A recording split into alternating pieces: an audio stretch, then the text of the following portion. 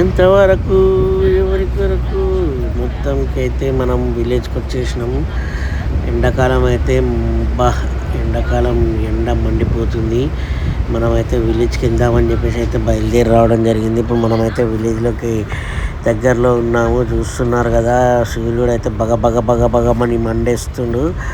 మీరైతే చాలా జాగ్రత్తగా ఉండండి. ఎండాకాలం అయితే వచ్చేసింది. ఎండాకాలంలో తగిన జాగ్రత్తలు అయితే తీసుకోండి. ముఖ్యంగా చిన్నపిల్లల్ని తీసుకెళ్ళినప్పుడు గొడుగు అవన్నీ పెట్టుకొని బయటికి వెళ్ళండి. గొడుగు లేకుండా ఎక్కడికి వెళ్ళకండి. ఎండ అయితే చాలా ఘోరంగా ఉంది. అండ్ దాంతోపాటు డిహైడ్రేషన్ చాలా ఘోరంగా అవుతుంది. సో వాటర్ అయితే మీరు ఎక్కడికి వెళ్ళినా కూడా క్యారీ చేయండి. వాటర్ లేకుండా అయితే ఎక్కడికి వెళ్ళకండి. మనం చూస్తున్నాం కదా, విలేజ్లోకి వచ్చినా కూడా విలేజ్లో కూడా చాలా ఎండ తీవ్రత ఎక్కువైపోయింది.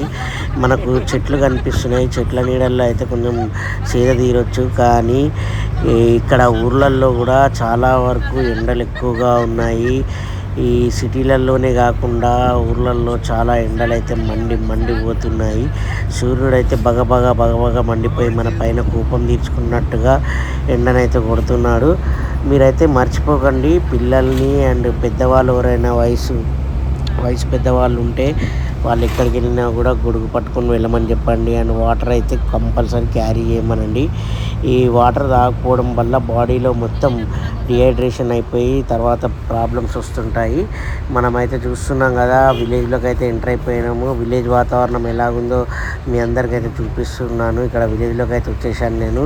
సమ్మర్ అని చెప్పేసి ఒక సమ్మర్లో ఎలాగుంటుంది ఏంది అని మనం వీడియో తీయడానికే మనం ముఖ్య ధ్యేయంగా పెట్టుకొని రావడం జరిగింది. ఇక్కడ చూడొచ్చు మనం సమ్మర్లో ఊరు ఎలాగుంది అనేది. ఇదైతే చాలా పల్లెటూరు అనేసి అన్నారు మనకు, అందుకే ఇక్కడికైతే రావడం జరిగింది. చూస్తున్నారు కదా, ఇల్లులు అయితే చాలా చిన్నగా ఉన్న ఎండ మాత్రం మండిపోతుంది. పొద్దున 10:30 11 గంటలకే ఈ విధంగా ఎండ అయితే ఉందండి. చూస్తారు కదా, ఇంట్లల్లో అయితే ఎవ్వరు కనిపిస్తలేరు. అందరూ పొలం పనులకు వెళ్ళిపోయారు. కొందరేమో ఇంట్లల్లో ఉన్నా కూడా లోపల ఉన్నారు. బిల్డింగ్ లైట్ల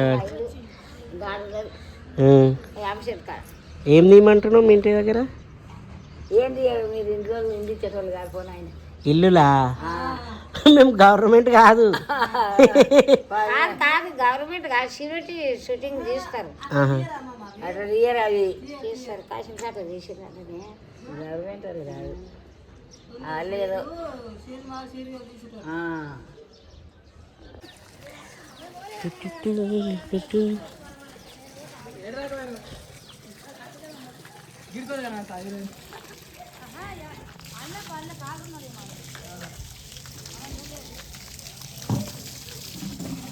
బాగున్నా.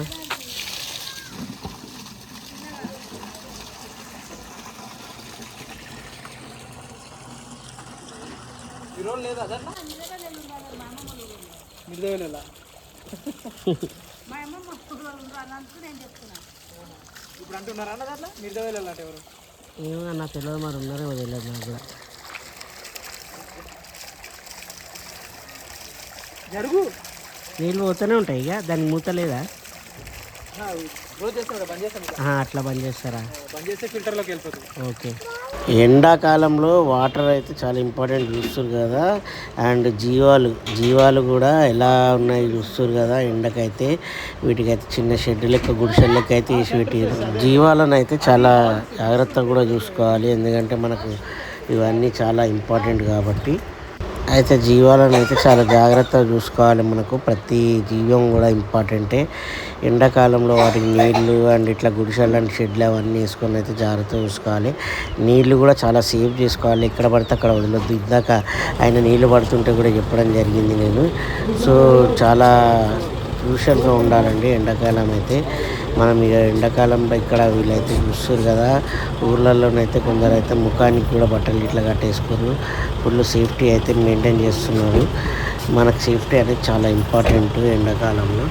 అండ్ దూర ప్రయాణాలు చేసేటోళ్ళు కూడా ఇట్లా ఏసీ కార్లలో వాళ్ళు అన్ని ఫెసిలిటీస్ అయితే చూసుకుంటారు.